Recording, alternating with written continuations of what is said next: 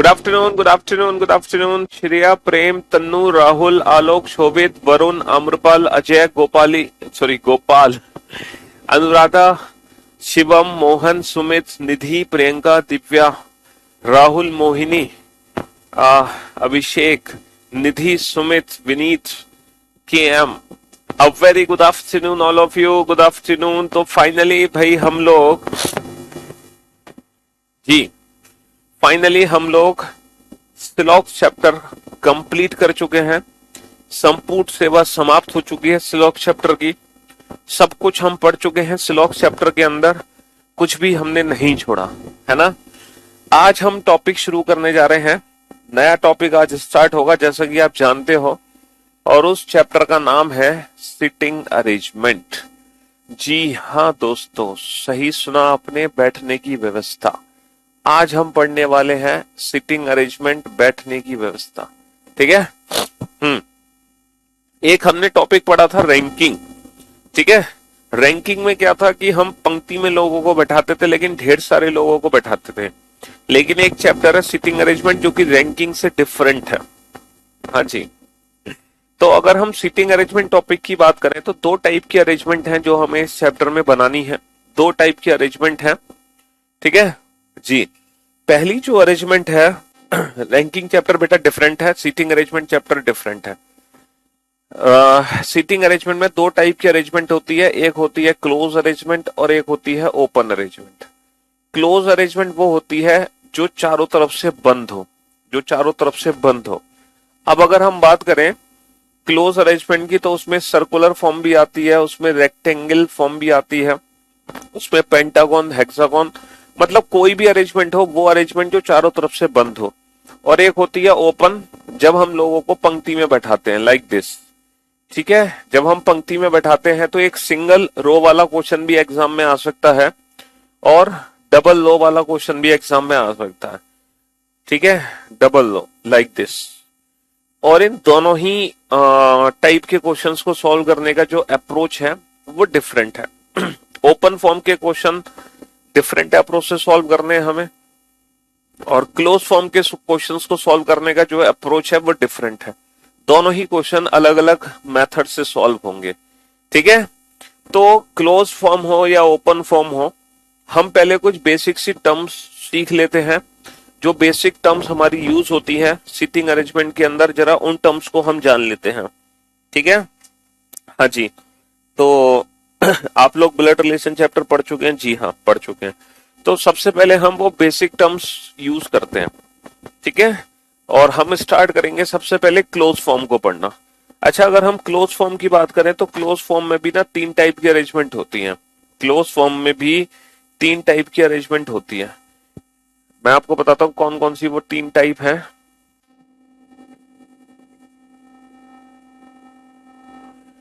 Close form में भी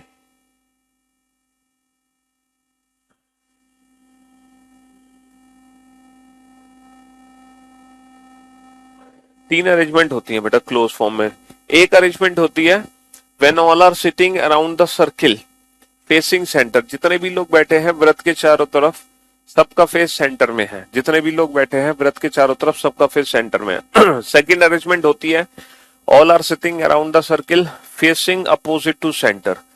जितने भी लोग बैठे हैं व्रत के चारों तरफ, सबका जो फेस होगा वो सेंटर से बाहर होगा। और जो थर्ड अरेंजमेंट होती है वो मिक्स्ड अरेंजमेंट है, जिसमें कुछ लोगों का फेस सेंटर की तरफ होता है और कुछ लोगों का फेस सेंटर से बाहर होता है। ये तीसरी अरेंजमेंट है। तो ये तीन टाइप के क्वेश्चन एग्जाम में बनते हैं रिगार्डिंग क्लोज फॉर्म।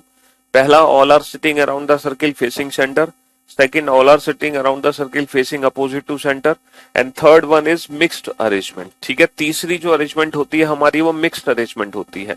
और इन तीनों ही फॉर्म को सॉल्व करने का जो अप्रोच है, जो तरीका है, वो बिल्कुल सेम है। ठीक है। दो ही अरेंजमेंट है हमारी, क्लोज्ड एंड ओपन। और इन दोनों फॉर्म को हम एक एक करके पढ़ेंगे। बिल्कुल बेसिक से शुरू करेंगे, एकदम जीरो लेवल से हम स्टार्ट करेंगे और बिल्कुल मेंस लेवल तक के क्वेश्चन हमें बनाने हैं, मेंस।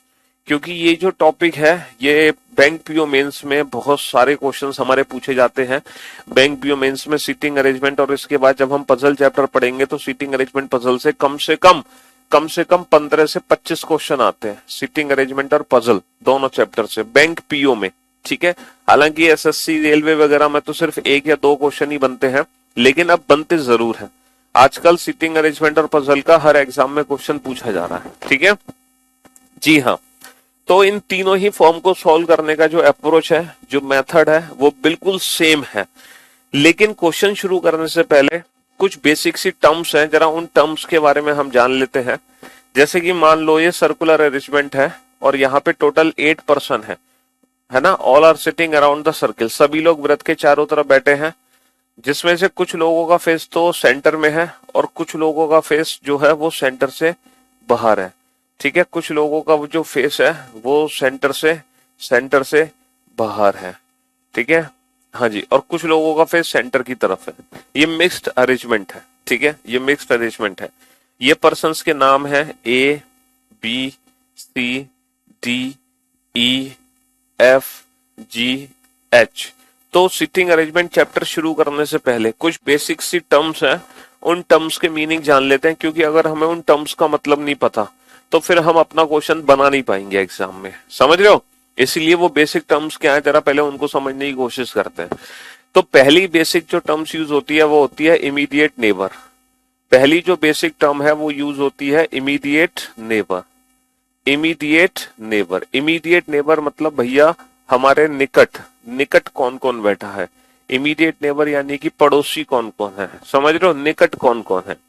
जैसे कि मैं आपसे पूछूं who are the immediate neighbours of A, है ना, who are the immediate neighbours of A, A के निकट कौन कौन है, then your answer will be, ये बताओ ए के पड़ोसी कौन कौन है, ए के निकट कौन कौन बैठा है, ए का निकटवर्ती कौन है। निकट बोलो या निकटवर्ती बोलो या पड़ोसी बोलो, बात एक ही है। निकटवर्ती बोलो या फिर पड़ोसी बोलो, बात एक ही है। ठीक है, इन सब का मीनिंग एक ही है। Who are the immediate neighbours of A, A के निकट कौन बैठा है, ए का निकटवर्ती कौन है। तो भाई अगर हम अरेंजमेंट को ध्यान से देखें, है ना, अरेंजमेंट को ध्यान से देखें तो who are the immediate neighbours of A, जो कि ए के बगल में बैठे हैं, है ना। हम ये भी बोल सकते हैं कौन इसके बगल में बैठा है। ठीक है, ये वाला वर्ड भी यूज किया जा सकता है, कोई भी वर्ड यहाँ पे यूज कर सकते हैं। तो ए के बगल में कौन कौन बैठा है, B and H, then your answer will be B and H. B और एच दोनों ए के निकटवर्ती हैं, ए के इमीडिएट नेबर हैं। एक टर्म्स यूज होता है next to A. Who is next to A, who is next to A, A के अगले स्थान पर कौन बैठा है, ए के अगले स्थान पर कौन है। अगला स्थान क्या होता है, अगर हम बात करें अगले स्थान की तो अगले स्थान के लिए हम क्या आंसर देंगे, who is next to A, A के अगले स्थान पर कौन बैठा है। तो फॉर योर काइंड इंफॉर्मेशन, जो अगला स्थान होता है ना, अगला स्थान बेटा इमीडिएट राइट या फिर इमीडिएट लेफ्ट नहीं होता। ठीक है, अगला स्थान भी इमीडिएट नेबर ही होता है। इमीडिएट नेबर बोले या अगले स्थान पर बोले, इमीडिएट नेबर और नेक्स्ट टू दोनों का मीनिंग सेम है। हम निकटवर्ती बोले या उसके अगले स्थान पर बोले, दोनों का मतलब एक है। Who is next to A, again हमारे क्वेश्चन का आंसर रहेगा बी एंड एच। ए के अगले स्थान पर कौन है, ए के अगले स्थान पर बी और एच दोनों बैठे हैं। ठीक है, यहां पर ए का जो फेस है वो किस डायरेक्शन में है इससे कोई लेना देना हमें नहीं है। ठीक है, ए का जो फेस है, ए के फेस से हमें कोई लेना देना नहीं है, चाहे ए का फेस अंदर हो चाहे ए का फेस बाहर हो, इन दोनों ही सिचुएशन में जो आंसर होगा हमारा वो बी एंड एच होगा। ठीक है, ये ए, बी और एच इन तीनों के फेस से हमें अभी तक कोई लेना देना नहीं है, चाहे कहीं भी इनका फेस हो, इससे कोई मतलब नहीं है। ठीक है, एक वर्ड यूज होता है बेटा यहां पर immediate left, immediate left of A, immediate left of A. A के तुरंत बाईं ओर कौन है, ए के तुरंत बाईं ओर कौन है, ए के तुरंत बाईं ओर कौन बैठा है, ए के तुरंत बाईं ओर। अब बेटा ये जो ए के तुरंत बाईं ओर है ना, ये डिपेंड करेगा बेटा ए के फेस पर। अब हमें ए के फेस से लेना देना है, अब हमें ए के फेस से लेना देना है। एक वर्ड यूज होता है immediate right, immediate right of A, है ना, immediate right of A. A के तुरंत दाईं ओर कौन है, ए के तुरंत दाईं ओर कौन बैठा है, ए के तुरंत दाईं ओर कौन है, ए के तुरंत दाईं ओर कौन बैठा है। अच्छा, ये जो दाया है बेटा, दाया भी डिपेंड करता है ए के फेस पर। ठीक है, ये भी किस पे डिपेंड करेगा, ए के फेस पर डिपेंड करेगा। तो लेफ्ट और राइट ये दो ऐसी टर्म है जो डिपेंड करती हैं बेटा किस पर, फेस पर डिपेंड करती हैं कि इनका फेस कहाँ है। लेफ्ट और राइट जो वर्ड है ना, ये डिपेंड करता है फेस पर। अच्छा, अब हमें ए का फेस देखना है। ए का फेस अंदर है, तो जब ए का फेस अंदर है तो यहां पर हमें इमेजिन करना है खुद अपने आप को यहां रखकर। सर अगर स्टेटमेंट में सम मैंगोज आर एप्पल है तो क्या कंक्लूजन में maximum mangoes are apple 100% true होगा? देखो, मैक्सिमम मैंगोज आर एप्पल, ठीक है, या मैक्सिमम, इसको हम, ये ऑप्शन पे डिपेंड करेगा। ठीक है, ये किस पे डिपेंड करेगा, ऑप्शन पे डिपेंड करेगा। अगर हमारे ऑप्शन में पहले हम इसको प्रायोरिटी देंगे गलत, कि ये कंक्लूजन गलत है क्योंकि सम मैंगोज आर एप्पल है, तो हमें ये नहीं पता ज्यादातर मैंगो एप्पल है। अगर स्टेटमेंट में होता कि मैक्सिमम मैंगोज आर एप्पल और कंक्लूजन में होता सम मैंगोज आर एप्पल, तो नो डाउट ये कंक्लूजन 100% ट्रू होता। लेकिन सम को हम मैक्सिमम में कन्वर्ट कर रहे हैं, तो हम यहां पर थोड़ा डाउटफुल रहेंगे, तो इसलिए हम इस सिचुएशन में इसको गलत कर देंगे। हाँ, अगर मिनिमम होता तो हम इसको सही कर देते। ठीक है, हाँ जी। तो मेरे दोस्त, मेरे भाई, अब जो लेफ्ट और राइट होता है ना, वो फेस पर डिपेंड करता है। अब हमें देखना है कि बेसिकली ये जो ए है इसका फेस कहाँ है, और उसके हिसाब से हमें राइट और लेफ्ट को इमेजिन करना है। अगर मैं ए को ध्यान से देखूं तो बेटा ए का फेस अंदर है। अगर ए का फेस अंदर है तो आप अपने आप से इमेजिन करो कि सपोज आपका फेस अंदर है, आप बैठे हुए हो, तो आपका राइट किधर है? सर ये हमारा राइट है और ये हमारा लेफ्ट है। तो अगर मैं ए के इमीडिएट राइट देखूं तो ए के इमीडिएट राइट पर कौन है? एच है। और ए के इमीडिएट लेफ्ट पर कौन है? ए के इमीडिएट लेफ्ट पर कौन है? बी है। तो ए के तुरंत बाईं ओर कौन है? बी। और ए के तुरंत दाईं ओर कौन है? एच। पहले तो आप इस चीज को समझो, और आप एक काम करो, अब आप हर व्यक्ति का राइट और लेफ्ट डिसाइड करो कि बी का इमीडिएट राइट कौन है, बी का इमीडिएट लेफ्ट कौन है, सी का इमीडिएट राइट कौन है, इमीडिएट लेफ्ट कौन है, डी का इमीडिएट राइट कौन है, लेफ्ट कौन है, ई का इमीडिएट राइट लेफ्ट कौन है, एफ का इमीडिएट राइट लेफ्ट कौन है, और जी का इमीडिएट राइट लेफ्ट कौन है, और एच का इमीडिएट राइट लेफ्ट कौन है। चलिए साहब, अब आप हर पर्सन का ना इमीडिएट राइट और लेफ्ट डिसाइड करो। हर व्यक्ति का बायां और दायां पता लगाओ कि हर व्यक्ति का बायां और दायां किधर होगा अकॉर्डिंग टू देयर फेस। ठीक है, क्योंकि जो लेफ्ट और राइट होता है वो कंप्लीटली फेस पे डिपेंड करता है, वेयर इज योर फेस। ठीक है, आपका फेस कहाँ है। नेक्स्ट टू और इमीडिएट नेबर ये कभी भी फेस पे डिपेंड नहीं करते।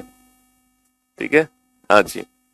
चलिए साहब, सिलॉक्स चैप्टर कंप्लीट हो गया। हाँ जी, उसकी संपूर्ण सेवा समाप्त हो चुकी है।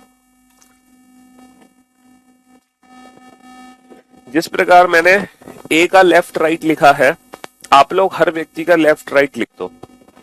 ठीक है, हर व्यक्ति का लेफ्ट राइट लिख दो फटाफट से, ताकि लेफ्ट राइट को लेकर जो भी आपके डाउट हैं वो दूर हो जाएं।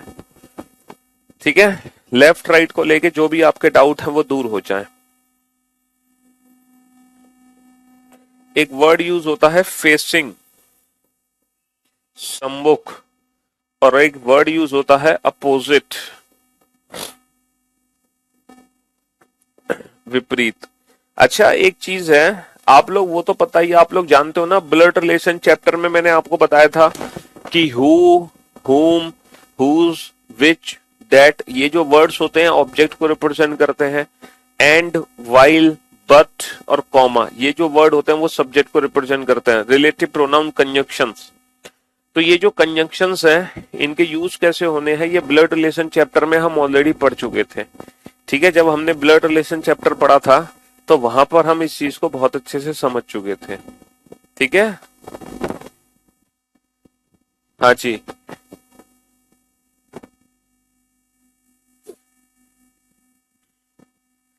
हु, हुम, हुज, ये जो वर्ड्स हैं ये सब हम ब्लड रिलेशन चैप्टर में सीख चुके हैं, तो मुझे उसको रिपीट करने की जरूरत नहीं है।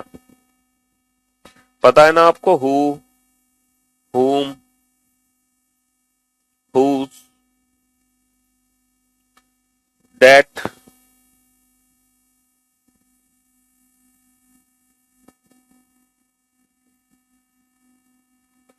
हु, हुम, ठीक है, हुज, दैट, विच, ये जो वर्ड्स हैं ये ऑब्जेक्ट को रिप्रेजेंट करते हैं। एंड, वाइल, बट या फिर सिर्फ कॉमा, ये सारे वर्ड सब्जेक्ट को रिप्रेजेंट कर, ये हम ब्लड रिलेशन चैप्टर में सीख चुके थे। चलिए अब हर व्यक्ति का लेफ्ट राइट देखते हैं हम, हर व्यक्ति का लेफ्ट राइट किधर है। अब जरा बी पे ध्यान दो बेटा, बी पर देखो, बी का फेस बाहर है।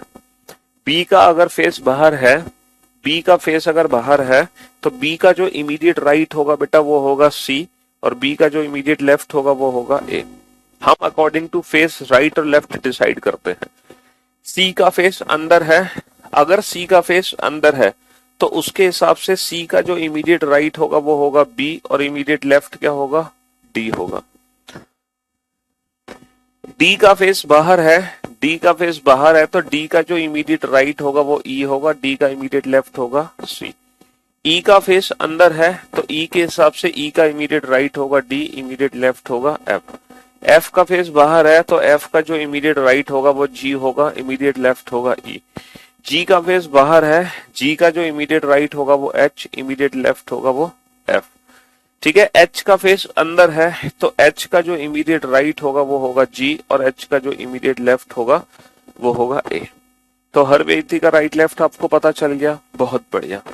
चलिए साहब, अब हम बात करते हैं कि फेसिंग का मतलब क्या है, सम्मुख।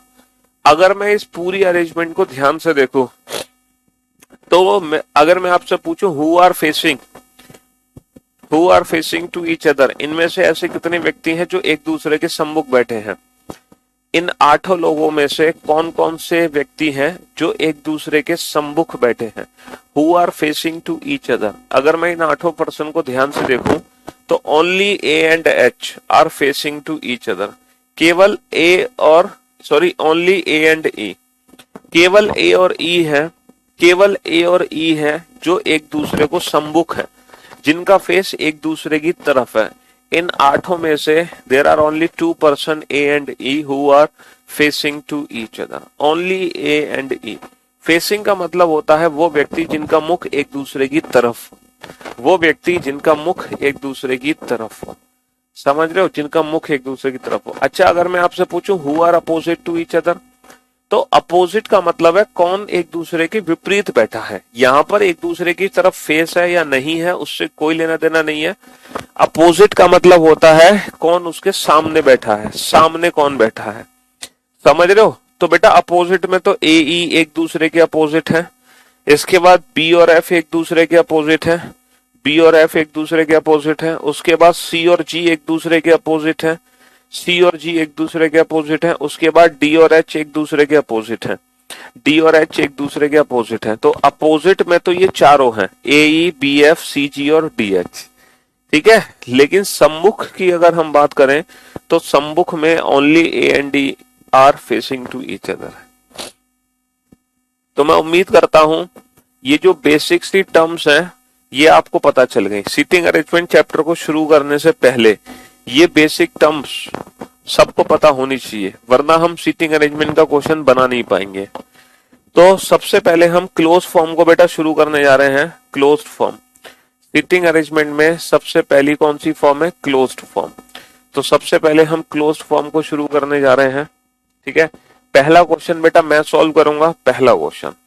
उसके बाद जितने भी क्वेश्चन हो वो आप लोग बनाना। पहला क्वेश्चन लेकिन मुझे बनाने देना, ठीक है। अब ये क्वेश्चन आपके सामने है, इस तरीके से एग्जाम में क्वेश्चन आएगा। अब आप ये देखो, ये जो क्वेश्चन है ये क्लोज्ड फॉर्म का क्वेश्चन है या ओपन फॉर्म का क्वेश्चन है? सर अगर हम इस क्वेश्चन पे ध्यान दें तो ये क्लोज्ड फॉर्म का क्वेश्चन है। ठीक है, 8 executive JKLMNOPQ are sitting around a circular table for a meeting. अच्छा, मीटिंग के लिए बैठे हैं वो लोग, है ना। मीटिंग का मतलब क्या है कि सबका फेस एक दूसरे की तरफ होगा, मतलब ऑल आर फेसिंग सेंटर। सभी लोगों का मुख कहाँ होगा? केंद्र की ओर होगा। तो ये हमें हिंट मिल गई। मीटिंग का मतलब है इन सभी लोगों का फेस एक दूसरे की तरफ है, मतलब सभी लोग फेस केंद्र की ओर मुख करके बैठे हैं। ये क्लोज्ड फॉर्म है। तो अब मैं आपको बताता हूं कि क्लोज्ड फॉर्म की सीटिंग अरेंजमेंट को एग्जाम में कैसे शुरू करना है। सबसे पहले तो आप ये देखो इन लोगों को कहाँ बैठाना है ना। इन लोगों को कहाँ बैठाना है, तो बेटा ये लोग कहाँ बैठेंगे, ये लोग सर्कुलर टेबल पे बैठेंगे। तो हम क्या करेंगे, सबसे पहले तो सर्कुलर टेबल बना लेंगे। पहला सबसे पहले तो हमें ये काम करना है क्लोज्ड फॉर्म को शुरू करने से पहले। अगर ये रेक्टेंगल के चारों तरफ बैठते तो हम रेक्टेंगल बना लेते, पेंटागन के चारों तरफ बैठते तो पेंटागन बना लेते। ठीक है, हाँ जी, पहला स्टेप ये है। दूसरा स्टेप, कितने लोग बैठे हैं सर, 8 लोग बैठे हैं, तो हम क्या करेंगे, 8 लोगों को बराबर की दूरी पर बैठा देंगे। बराबर की दूरी का मतलब है सभी एक दूसरे के अपोजिट आ जाएंगे और सबका फेस किधर है, सेंटर की तरफ। सबका फेस हमने कहाँ कर दिया, सेंटर की तरफ। तो हमने 8 लोगों को बैठा दिया एक दूसरे के विपरीत, ठीक है, और सब बराबर की दूरी पर बैठे हैं और सबका फेस किधर आ गया, केंद्र की तरफ आ गया। तो क्लोज्ड फॉर्म का क्वेश्चन जब हम शुरू करते हैं तो शुरू करने का ये सबसे पहला स्टेप है, सबसे पहला स्टेप, यहां से क्वेश्चन हमें शुरू करना है। अब हम क्या करेंगे, अब हम देखो ध्यान से समझ लो अप्रोच क्या है, कोई डायरेक्ट फॉर्मूला नहीं है, अप्रोच है, अप्रोच। ठीक है, अप्रोच समझ आ गई तो आप हर लेवल का सीटिंग अरेंजमेंट बना दोगे। अप्रोच नहीं समझ आई तो हमेशा फंसोगे, इसलिए अप्रोच को ध्यान से सुनो। अभी सिर्फ हम क्लोज्ड फॉर्म की अप्रोच की बात कर रहे हैं। क्या करना है, सबसे पहले सर्कल बनाओ, जितने भी लोग हैं सबको बैठा दो एक दूसरे की तरफ फेस करते हुए। अब पढ़ो बेटा सबसे पहला पॉइंट। सबसे पहला पॉइंट क्या है कि जे पी के दाएं को दूसरे स्थान पर बैठा है। J is second to the right of P. देखो जे जो है वो पी के दाईं और दूसरे स्थान पर है। तो सबसे पहले मैं किसको बैठाऊं ये बताओ, सबसे पहले मैं जे को बैठाऊं या पी को बैठाऊं। जे अगर पी के सेकंड राइट पर है, जे अगर पी के दाईं और दूसरा है, तो सबसे पहले मैं किसको बैठाऊं, जे को या पी को। सर पी को बैठाएंगे, तभी तो हम पी के सेकंड राइट पे जे को बैठा पाएंगे। And for your kind information, closed form में पहले व्यक्ति को हम अपनी मर्जी से कहीं भी बैठा सकते हैं। हम पहला व्यक्ति यहां भी बैठा सकते हैं, यहां भी, यहां भी, यहां भी, यहां भी, यहां भी, यहां भी, यहां भी। पहला व्यक्ति हमारी मर्जी से कहीं भी बैठ सकता है। तो हमने पी को यहां बैठा दिया और जैसे ही हमने पी को यहां बैठाया, इसके सेकंड राइट पे हम जे को बैठा देंगे। अच्छा ये बताओ इसका सेकंड राइट किधर है, इसका फेस अंदर है तो ये इसका राइट हैंड होगा। तो पहला राइट और दूसरा राइट, तो J is second to the right of P. मैंने जे को पी के दाईं ओर दूसरा बैठा दिया। अच्छा हु वर्ड किसके लिए है बेटा, पी के लिए। P is third to the right of K, है ना। जो की वर्ड किसके लिए है, ऑब्जेक्ट के लिए, यानी कि पी के लिए। पी के दाएं को तीसरे स्थान पर बैठा है। बेटा ये जो पी है ना, P is third to the right of K, ये K के दाईं ओर तीसरे स्थान पर है। अब आप ये सोचो कि आप K को कहां बैठाओगे ताकि, अब आप K को कहां बैठाओगे ताकि ये K के दाईं ओर तीसरे स्थान पर आ सके। P को मुझे K के दाईं ओर तीसरे स्थान पर बैठाना है, तो मैं K को कहां बैठाऊं, जहां से ये मुझे थर्ड राइट दिख सके, जहां से ये मुझे थर्ड राइट दिख सके। तो भाई साहब K को हम यहीं तो बैठाएंगे, तभी तो ये यहां से थर्ड राइट, सॉरी गलत गलत गलत, के को हम बैठाएंगे यहां, तभी तो ये के थर्ड राइट पर आएगा। देखो के का दाईं ओर तीसरा, 1 2 3। तो ये पहला पॉइंट हमने कंप्लीट कर लिया। तो आपने क्या सीखा कि क्लोज फॉर्म में पहला व्यक्ति हमारी मर्जी से बैठेगा और फिर उससे रिलेटेड जो पर्सन है उनको हम बैठा देंगे, उनको हम बैठा देंगे। हमने बैठा दिया। अब हम पढ़ेंगे दूसरा पॉइंट। दूसरा पॉइंट क्या है, M is second to the left of O। बेटा M O के बाईं ओर दूसरा है, M O के बाईं ओर दूसरा है। M किसके बाईं ओर दूसरा है, O के। अब हम O को अपनी मर्जी से कहीं भी नहीं बैठा सकते। अब ये मत सोचना कि आप अपनी मर्जी से O को कहीं भी बैठा दोगे, नहीं बेटा, O के बैठने की सिर्फ एक ही जगह फिक्स होगी। तो O को मैं यहां भी बैठा सकता हूं। O के सेकंड लेफ्ट पे कौन आ जाएगा, M आ जाएगा, है ना। O के बाईं ओर दूसरा कौन है, M। M is second to the left of O। O को मैं यहां नहीं बैठा सकता क्योंकि O के सेकंड लेफ्ट पे M नहीं आ सकता। O को मैं यहां भी बैठा सकता हूं। O को मैं यहां नहीं बैठा सकता क्योंकि O के सेकंड लेफ्ट पे M नहीं आ सकता। O को मैं यहां भी बैठा सकता हूं।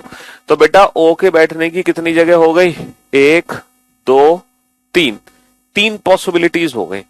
अगर ये क्वेश्चन बेटा बैंक पीओ का होता, अगर ये क्वेश्चन बैंक पीओ का होता तब हमें पता है क्या करना पड़ता, हमें तीनों पॉसिबिलिटीज को बनाना पड़ता अलग अलग। हमें तीनों पॉसिबिलिटीज को अलग अलग बनाना पड़ता है। एक पॉसिबिलिटी में मैं ओ को यहां बैठाता, दूसरी पॉसिबिलिटी में मैं ओ को यहां बैठाता, तीसरी पॉसिबिलिटी में मैं ओ को यहां बैठाता, क्योंकि बैंक पीओ के क्वेश्चन बिना पॉसिबिलिटी के सॉल्व नहीं हो सकते। लेकिन क्योंकि हम बेसिक से शुरुआत कर रहे हैं, एकदम जीरो लेवल से शुरुआत कर रहे हैं, इसीलिए अभी हमें तीन पॉसिबिलिटीज बनाने की जरूरत नहीं पड़ेगी। आप आगे चलो, हो सकता है ओ के बैठने की कुछ और पॉसिबिलिटीज हो जो कि खत्म हो जाए। देखो जो कीवर्ड किसके लिए है, जो की है ओ के लिए, ओ पी और जे के बीच में बैठा है। हु वर्ड किसके लिए है, ओ के लिए, ओ सिट्स बिटवीन पी एंड जे। तो देखो ओ के बैठने की पॉसिबिलिटीज खत्म हो गई। ओ पी और जे के ठीक बीच में, इन्होंने हमें बता दिया कि जो ओ है वो पी और जे के ठीक बीच में है। इसका मतलब बाकी जितनी भी पॉसिबिलिटीज थी ओ की वो सब खत्म कर दो, बाकी जितनी भी पॉसिबिलिटीज थी ओ की वो सब खत्म कर दो और ओ को अपनी जगह बैठा दो। और ओ के बाईं ओर दूसरा कौन है, एम। ओ का सेकंड लेफ्ट, ओ का सेकंड लेफ्ट, एक दो, ओ के सेकंड लेफ्ट पे कौन है, एम। ओ के बाईं ओर दूसरा कौन है, एम। एम बैठा दिया। अब चलो बेटा आगे, एल के या एन का पड़ोसी नहीं है। L is not a neighbour of के और एन। देखो जो एल है ना बेटा, वो के के साथ नहीं आ सकता। अगर एल के के साथ नहीं आएगा, अगर एल के के साथ नहीं आएगा तो फिर मैं एल को कहां बैठाऊंगा। सर अगर एल को मैं के साथ नहीं बैठाऊंगा तो सिर्फ यही जगह बची है एल की बैठने की, सिर्फ यही जगह बची है। अच्छा जो एल है वो ना तो के साथ आएगा, ना ही ना ही बेटा एन के साथ आएगा। जो एल है वो ना तो के साथ आने वाला है और ना ही एन के साथ आने वाला है। तो जो एन है वो यहां नहीं आ सकता, क्योंकि जो एल है वो ना के साथ है ना एन। तो एन को मैं यहां नहीं बैठाऊंगा, फिर एन को मैं यहां बैठाऊंगा। और बचा कौन बेटा, बचा क्यू।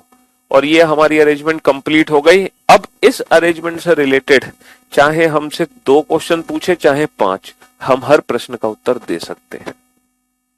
हम हर प्रश्न का उत्तर दे सकते हैं। जैसे ही हमने अरेंजमेंट कंप्लीट करी, अब हम हर प्रश्न का उत्तर दे सकते हैं। जरूरी नहीं है बेटा ऊपर क्यू आए। हमारी जो अरेंजमेंट है, अगर मैं क्लॉकवाइज डायरेक्शन में देखूं, के से स्टार्ट करते हुए क्लॉकवाइज डायरेक्शन में, तो हमारी जो अरेंजमेंट है वो बननी चाहिए के Q L J O P M N, J O P M N. हमारी ये अरेंजमेंट बननी चाहिए। के से स्टार्ट करो और क्लॉकवाइज डायरेक्शन में घूमो, तो हमारी ये अरेंजमेंट बननी चाहिए। इट डजंट मैटर कि के यहां बैठा है कि यहां यहां यहां यहां यहां, उससे कोई लेना देना हमें नहीं है। ठीक है, चलिए साहब। तो who is opposite to Q, बेटा क्यू के विपरीत कौन बैठा है, who is opposite to Q, Q के विपरीत बैठा है P. Who is opposite to Q, Q के विपरीत कौन है, पी। पहला क्वेश्चन। अब इसी इंफॉर्मेशन से रिलेटेड अगला क्या क्वेश्चन है, who is second to the left of J, J के बाईं ओर दूसरा कौन है, who is second to the left of J, J के बाईं ओर दूसरा कौन है। तो बताओ जे के बाईं ओर दूसरा कौन है, जे के बाईं ओर दूसरा कौन है बेटा, जे का फेस अंदर है, जे के बाईं ओर दूसरा कौन है, सर जे के बाईं ओर दूसरा है पी। जे के बाईं ओर दूसरा कौन है, जे के बाईं ओर दूसरा पी। अच्छा हु इज सिटिंग बिटवीन के एंड एम, के और एम के बीच में कौन बैठा है बेटा, हु इज सिटिंग बिटवीन के एंड एम, के और एम के बीच में कौन बैठा है, के और एम के बीच में, के और एम के बीच में एन बैठा है। अच्छा who is second to the right of K, who is second to the right of K दाईं ओर दूसरा कौन है। अगर के का फेस अंदर है तो के सेकंड राइट पे कौन है, सर के सेकंड राइट पे एम बैठा है, के सेकंड राइट पे एम बैठा है। Who are the immediate neighbours of N, N के इमीडिएट नेबर्स कौन है, एन के इमीडिएट नेबर्स हैं के एंड एम, एन के इमीडिएट नेबर्स हैं K and M, K and M. तो बाकी जो क्वेश्चंस पूछे जा रहे हैं, है ना, जो क्वेश्चन पूछे जा रहे हैं उनका आंसर तो आप चुटकी बजाते दे दोगे। हमारा जो मेन कंसर्न है वो है सिटिंग अरेंजमेंट बनाना। और अरेंजमेंट बनाने का जो अप्रोच मैंने आपको बताया है, सेम आपको वही अप्रोच लेना है ना, सेम वही अप्रोच आपको लेना है जो अप्रोच मैंने बताया है। चलिए नेक्स्ट क्वेश्चन आपके सामने है, और ये क्वेश्चन अब आप खुद से बनाने की कोशिश करो। हाँ जी बनाओ, ये अरेंजमेंट आप खुद से बनाने की कोशिश करो, अपना टाइम लो आराम से। A B C D E F G H are sitting around a circle facing the centre. देखो 8 व्यक्ति हैं, सारे के सारे वृत्त के चारों ओर बैठे हैं, सबका फेस किधर है, सबका फेस केंद्र की ओर है। तो 8 लोगों को बैठा दो और सबका फेस किधर है, all are sitting around the circle facing the centre. सभी लोग वृत्त के चारों ओर बैठे हैं और सबका जो फेस है वो केंद्र की तरफ है। सबका फेस कहाँ है, केंद्र की तरफ है। बनाओ बेटा इस क्वेश्चन को। हाँ जी,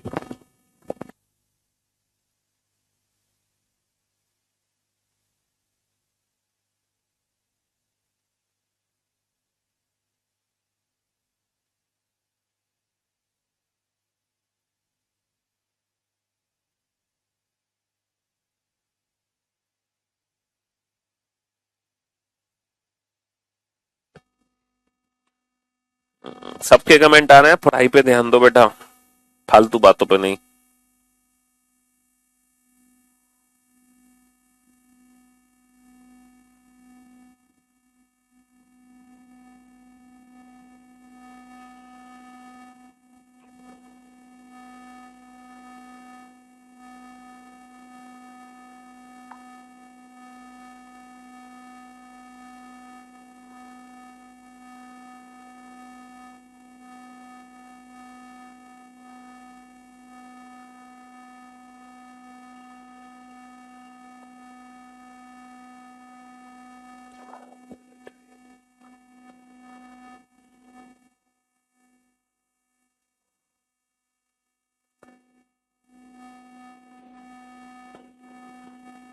देखो स्टार्टिंग में जब आप क्वेश्चन बनाओगे ना तो थोड़ा सा समय आपको लगेगा, तो उस समय की परवाह मत करना। स्टार्टिंग में सीटिंग अरेंजमेंट बनाने में थोड़ा समय लगता है, उसको लगने देना, है ना।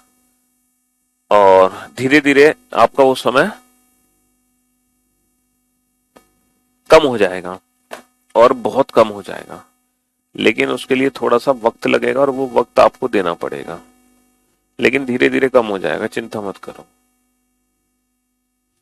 ठीक है।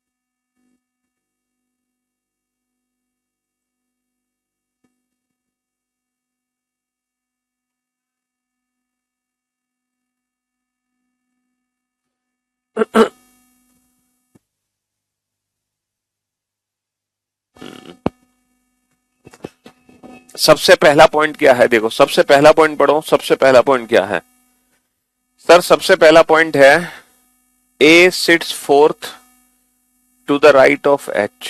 ए एच के दाएं को चौथे स्थान पर है। बेटा ए किसके दाईं और चौथे स्थान पर है? एच के। A is fourth to the right of H, तो पहले हमें किसको बैठाना पूरी अरेंजमेंट में? एच को बैठा दो, कहीं भी बैठा दो।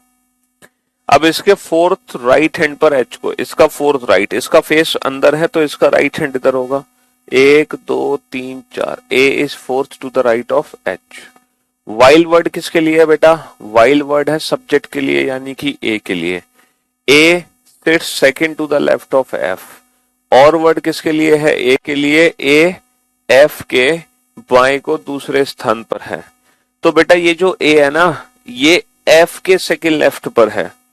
ये जो ए है ये एफ के सेकंड लेफ्ट पर है, एफ के बाईं ओर दूसरा है। अब मैं एफ को कहां बैठाऊं जहां से ये बाईं ओर दूसरा दिखाई दे? सोच के देखो सर, आप एफ को बैठाओगे यहां, एफ को यहां बैठाओगे तभी तो ये एफ के बाईं ओर दूसरा दिखाई देगा। अगर आप एफ को यहां बैठा दोगे ना तो ये एफ के दाईं ओर दूसरा हो जाएगा। हमें ए को एफ के बाईं ओर दूसरा रखना है, इसीलिए एफ को यहां बैठाएंगे, एफ के सेकंड लेफ्ट पे ए आ गया।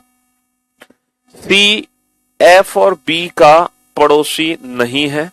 सी is not the neighbour of F and B.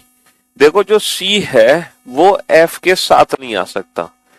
सी अगर एफ के साथ नहीं आ सकता तो सी की तीन पॉसिबिलिटी है, तीन। अगर ये क्वेश्चन बैंक पीओ का होता तो मैं तीनों पॉसिबिलिटी को अलग अलग बना के चलता, लेकिन अभी हमें जरूरत नहीं है। अगला पॉइंट हो सकता है सी की बैठने की पॉसिबिलिटीज को खत्म कर दे। डी सी के दाईं ओर तीसरे स्थान पर है। डी सी के दाईं ओर तीसरे स्थान पर है। सी के दाईं ओर तीसरे स्थान पर। अगर मान लो ये सी है तो सी के थर्ड राइट पर डी है। सी का थर्ड राइट एक दो तीन, लेकिन यहां तो ऑलरेडी एफ है, इसका मतलब ये वाली संभावना गलत हो गई। अगर यहां पर सी है तो सी के थर्ड राइट पर डी है। सी का थर्ड राइट एक दो तीन, और यहां भी नहीं आ सकता बेटा सी के थर्ड राइट पर कौन, डी। तो ये वाली संभावना भी खत्म हो गई। तो हम 100% कह सकते हैं कि सी यहां है। सी का थर्ड राइट एक दो तीन, और सी के दाईं ओर तीसरा। सी के दाईं ओर तीसरा कौन है, डी है। तो सी के हमने थर्ड राइट पर डी को बैठा दिया। अच्छा जो सी था वो ना तो बेटा एफ के नजदीक बैठा था और ना ही सी बी के नजदीक बैठा है। भैया बी के नजदीक भी नहीं है सी, तो जो सी है वो बी के नजदीक भी नहीं है। तो 100% जो बी है वो यहां आएगा। 100% जो बी है वो यहां आएगा, क्योंकि सी बी के भी नजदीक नहीं है। अगला पॉइंट, एच कभी भी जी के अगले स्थान पर नहीं बैठा। एच है ना, D sits third to the right of C हो गया। H never sits next to जी।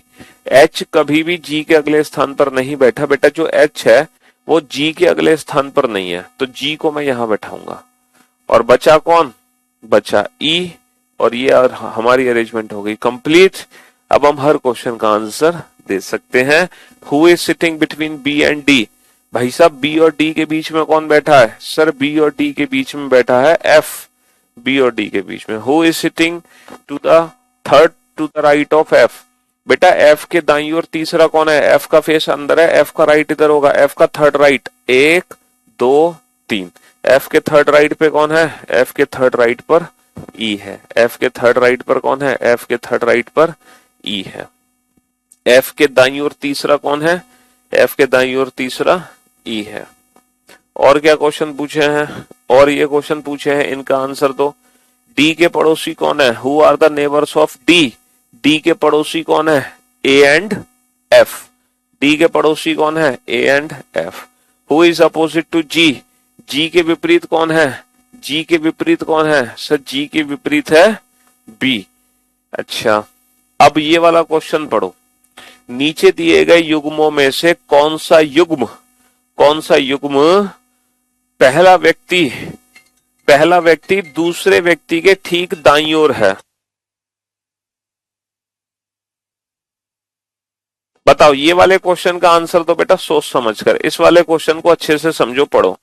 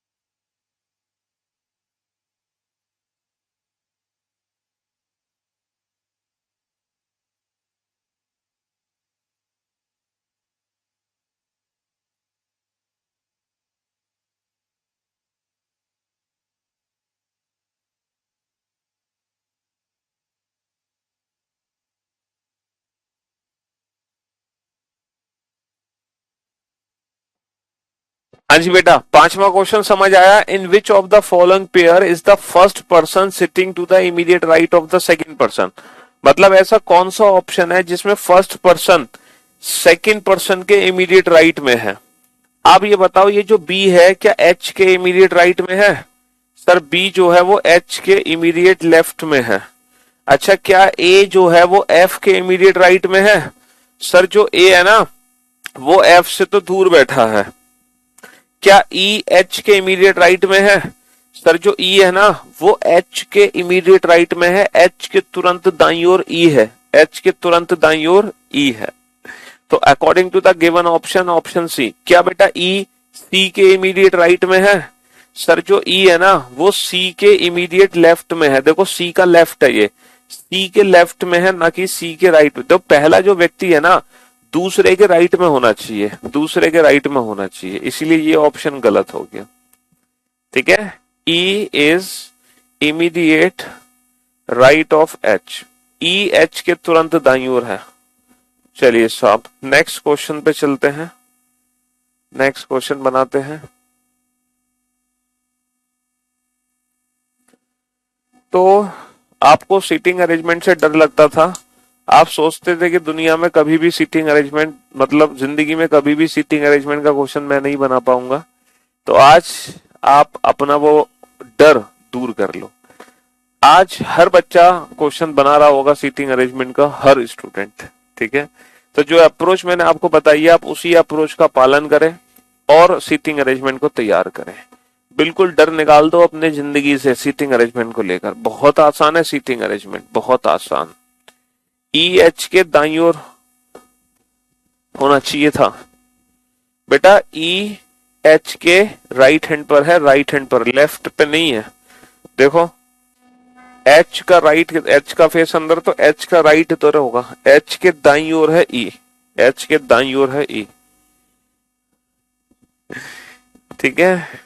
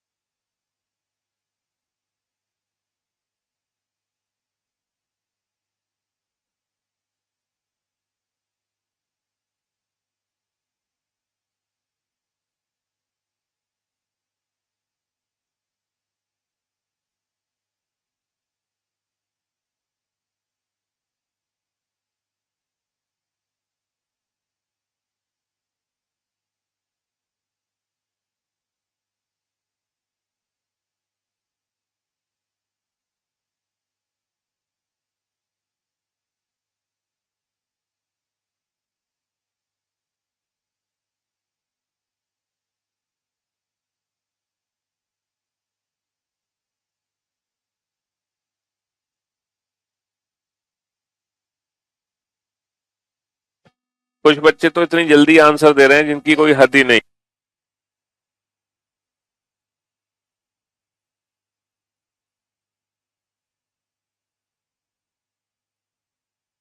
कुछ बच्चे तो बहुत तेजी से आंसर दे रहे हैं, इतनी जल्दी आंसर दे रहे हैं कि उस पूछो मत। क्वेश्चन देखा नहीं कि अरेंजमेंट बनाई नहीं उन्होंने। गजब भाई, इस बैच में तो वैसे भी बहुत इंटेलिजेंट बच्चे हैं। जब हमने सिलॉक चैप्टर पढ़ाया हमें तभी समझ आ गया। हाँ जी, मतलब सिलॉक्स के लास्ट डे तक आंसर सारे थे आपके परफेक्ट। गजब, बहुत बढ़िया। वीओडी से पढ़कर रिवीजन रिवाइज करने के लिए आए हैं। देखो MNPRTWFNH केंद्र की ओर मुख करके एक वृत्त के चारों ओर बैठे हैं। तो सबसे पहले क्या करोगे, सर्कल बनाओगे और जितने भी लोग हैं सबको बैठा दो। सबका फेस केंद्र की ओर है, सबका फेस कहाँ है, केंद्र की ओर है। 8 लोग हैं, 8 लोगों को बैठा दो, all are facing the centre. अब सबसे पहला पॉइंट पढ़ो। सबसे पहला पॉइंट क्या है? सबसे पहला पॉइंट है P is third to the left of M। P M के बाईं ओर तीसरा है। देखो P M के बाईं ओर तीसरा है तो पहले मैं किसको बैठाऊंगा, M को बैठाऊंगा। और पूरी अरेंजमेंट में मैं M को कहीं भी बैठा सकता हूँ, अपनी मर्जी से। और P इसके थर्ड लेफ्ट पर है। इसका थर्ड लेफ्ट किधर होगा, इसका बायां किधर होगा? अगर इसका फेस अंदर है तो इसका बायां इधर होगा, तो इसके third left. 1 2 3, P is third to the left of M। P को M के बाईं ओर। और वर्ड किसके लिए है? और वर्ड P के लिए है। P T के दाईं ओर दूसरे स्थान पर है। एंड वर्ड किसके लिए है? P के लिए है। P second to the right of T। P second to the right of T। तो ये जो P है ना, ये T के दाईं ओर दूसरा है। ये जो P है ये T के दाईं ओर दूसरा है, ये T के सेकंड राइट पर है। तो मैं T को कहां बैठाऊं? जहां से ये सेकंड राइट दिखाई दे। सर ऑब्वियस सी बात है, आप T को यहां बैठाओ तभी तो ये यहां से सेकंड राइट दिखाई देगा। लेफ्ट राइट बेटा अकॉर्डिंग टू फेस, जहां फेस है उसके हिसाब से राइट लेफ्ट देखो अपने अकॉर्डिंग। हमारा फेस अंदर तो ये हमारा राइट है, ये हमारा लेफ्ट है। N is second to the right of P। N P के दाईं ओर दूसरा है। N किसके दाईं ओर है? P के। अगर आप P को बैठा चुके हो तो P के दाईं ओर दूसरा N। बेटा P का फेस अंदर, P के सेकंड राइट पे कौन है? N। P का सेकंड राइट 1 2, P के सेकंड राइट पे कौन हो गया? N। R W के दाईं ओर दूसरा है, जो की वर्ड किसके लिए है? W के लिए। W M के दाईं ओर दूसरा है। R is second to the right of W। Who word W के लिए है? W is second to the right of M। देखो W M के सेकंड राइट पर है, M के, जो कि हम ऑलरेडी M को बैठा चुके हैं। तो M के सेकंड राइट पे W है। M का फेस अंदर, इसका सेकंड राइट 1 2, और W के सेकंड राइट पे कौन है? R। W का फेस अंदर, W का सेकंड राइट 1 2, यहां पे कौन आ जाएगा? R आ जाएगा। और सबसे लास्ट पॉइंट बचा है, F is not an immediate neighbour of P। F P का निकटतम पड़ोसी नहीं है। देखो जो F है ना वो P का निकटतम पड़ोसी नहीं है, तो F को फिर मैं यहां बैठाऊंगा, क्योंकि F P का निकटतम पड़ोसी नहीं है। अब बचा कौन? बचा H। और ये हमारी अरेंजमेंट कंप्लीट हो गई। अब हम हर क्वेश्चन का आंसर दे सकते हैं। Who are the immediate neighbours of H? बेटा H के इमीडिएट नेबर कौन है? P and N। चलिए नेक्स्ट। N के संदर्भ में R का स्थान क्या है? N के संदर्भ में R का स्थान क्या है? तो जो R है ना वो N के, अगर हम लेफ्ट चलें तो 1 2 3, जो R है वो N के थर्ड लेफ्ट में है। और अगर मैं राइट में चलूं, N का राइट इधर है, तो 1 2 3 4 5, तो जो R है वो N के बाईं ओर तीसरा है और N के दाईं ओर पांचवा। या तो हम थर्ड लेफ्ट बोले या हम फिफ्थ राइट बोले। तो according to the given option B is the right answer. ठीक है, N के संदर्भ में R का स्थान है। R जो है वो N के बाईं ओर तीसरा है। R is third to the left of N। How many people sit between N and T? N और T के बीच में कितने लोग हैं? N और T के बीच में कितने लोग हैं? अगर हम यहां से देखें तो भी 3 लोग हैं, यहां से देखें तो भी N और T के बीच में कितने लोग हैं? 3 लोग हैं। ठीक है, who is on the immediate right of W? W के तुरंत दाईं ओर कौन है? W का फेस अंदर, W के इमीडिएट राइट पे कौन है? W के इमीडिएट राइट पे है T। नेक्स्ट, नीचे दिए गए युग्मों में से कौन सा युग्म पहला व्यक्ति दूसरे व्यक्ति के ठीक बाईं ओर बैठा है? अब आपको ये बताना है कि फर्स्ट पर्सन सेकंड पर्सन के इमीडिएट लेफ्ट पे होना चाहिए। तो जो N है क्या वो H के इमीडिएट लेफ्ट पर है? N जो है क्या वो H के इमीडिएट लेफ्ट पर है? नहीं, जो N है ना वो H के इमीडिएट राइट पर है। एन जो है वो एच के इमीडिएट राइट पर है, ना कि लेफ्ट पर। क्या एफ एम के इमीडिएट लेफ्ट पर है?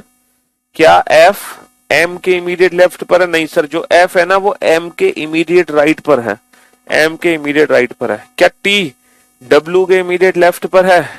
सर जो टी है ना वो डब्ल्यू के इमीडिएट लेफ्ट पर नहीं है, टी जो है वो डब्ल्यू के इमीडिएट राइट पर है, डब्ल्यू के इमीडिएट राइट पर है टी, डब्ल्यू के इमीडिएट राइट पर है। क्या आर पी के इमीडिएट लेफ्ट पर है? आर, सर जो आर है, यस, पी के इमीडिएट लेफ्ट पर है, जो आर है वो पी के इमीडिएट लेफ्ट पर है। Option D is the right answer, option D is the right answer. जो आर है वो पी के इमीडिएट लेफ्ट पर है।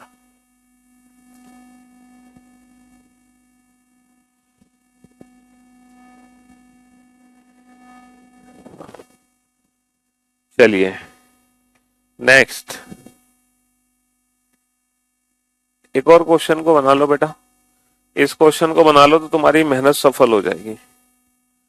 अगर तुमने ये वाला क्वेश्चन बना लिया ना, तुम्हारे सारे पाप धुल जाएंगे। समझ रहे हो? हाँ जी, सारे पाप धुल जाएंगे। सुपर से भी ऊपर सर, मजा आ गया, great teacher, super session, ultimate sir. जिंदगी में कभी सोचा नहीं था सीटिंग अरेंजमेंट के क्वेश्चन हम सीख पाएंगे। चलो बेटा, जिंदगी में तो तुमने बहुत कुछ चीज नहीं सीखी, लेकिन सब हम सिखा देंगे। मजा आ गया। इस क्वेश्चन को थोड़ा सोच समझ के सॉल्व करना बेटा, ये एक लेवल ऊपर है। अभी हमने जो 3 अरेंजमेंट बनाई थी वो बेसिक थी, और ये बेसिक से थोड़ा सा एक लेवल ऊपर है, बस, ज्यादा ऊपर नहीं है, सिर्फ एक ही लेवल ऊपर है बेसिक से, सिंगल। बनाओ इस क्वेश्चन को।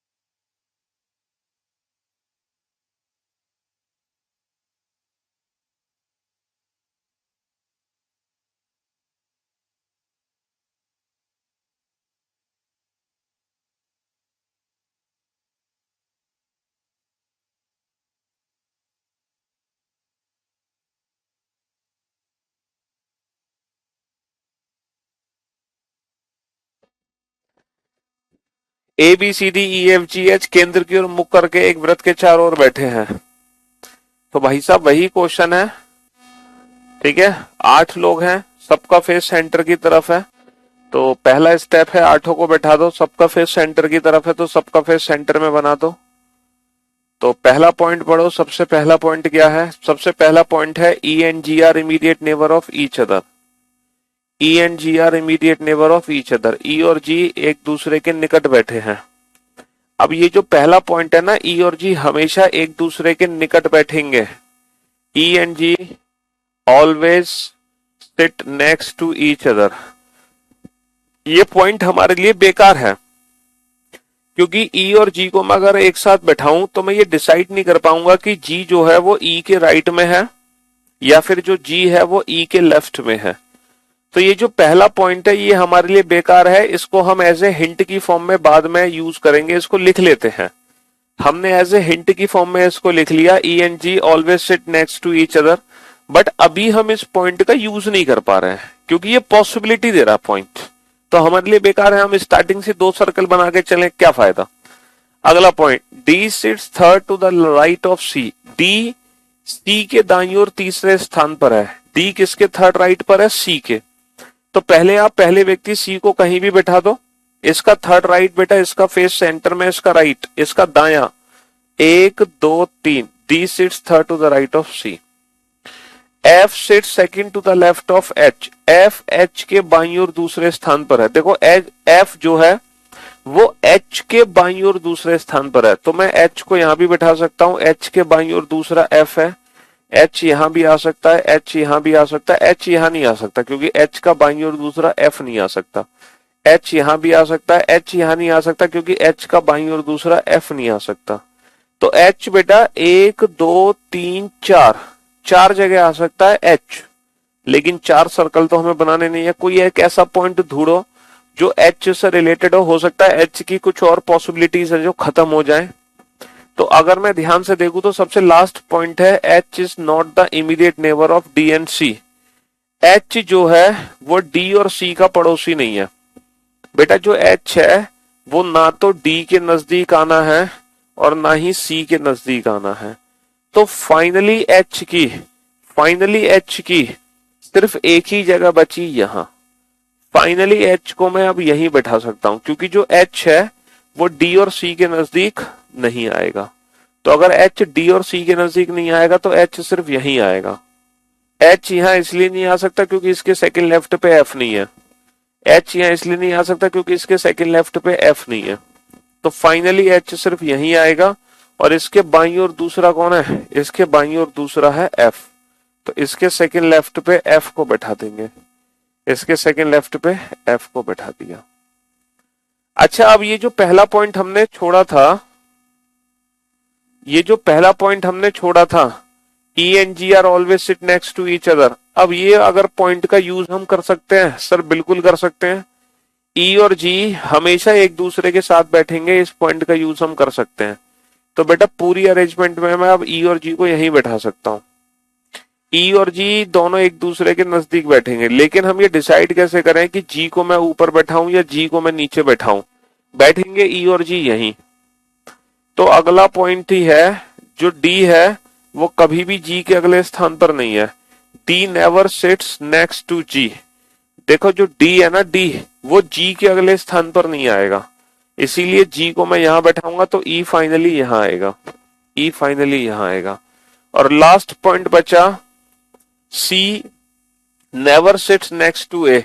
सी कभी ए के अगले स्थान पर नहीं है। जो सी है वो कभी भी ए के अगले स्थान पर नहीं है, तो ए आ जाएगा यहां। ए आ जाएगा यहां। ए आ जाएगा यहां। हमने गलती कर दी बेटा, बहुत बड़ी गलती हो गई हमसे, ये गलत हो गया, गलत। 1 सेकेंड, हम वापस चलते हैं। वापस चलो। शाबाश शाबाश। और रिटर्न मारेंगे हम। हाँ, तो हम फाइनली एच को यहां बैठा रहे थे और एच के सेकंड लेफ्ट पे एफ था बेटा। एफ एच के बाईं ओर दूसरा है। एच के बाईं ओर दूसरा है एफ। तो एच का बायां दूसरा 1 2, बेसिकली एफ यहां आएगा। अब ई और जी को एक साथ बैठाना है, ई और जी एक साथ यहां आएंगे, जिसमें हमें पता चला कि जो डी है वो जी के साथ नहीं आएगा, तो जी यहां आएगा, ई यहां आएगा।